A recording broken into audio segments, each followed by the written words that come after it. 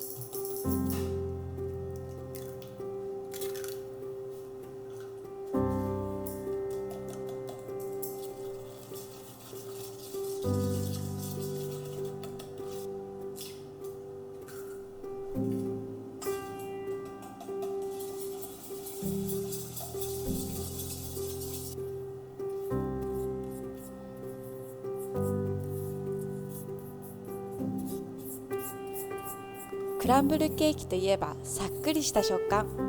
生地にあえて食感のムラを作りたいから少し粗めにさっくり混ぜようかな。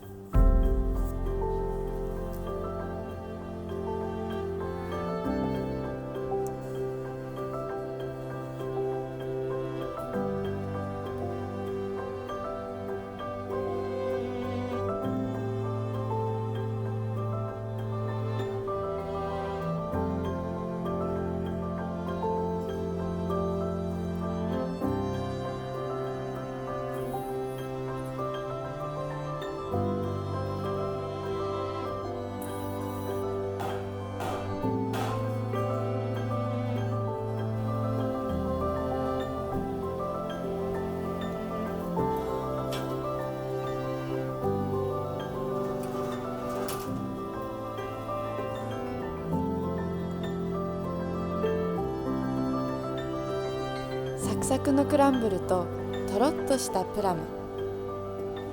これやみつきになるな。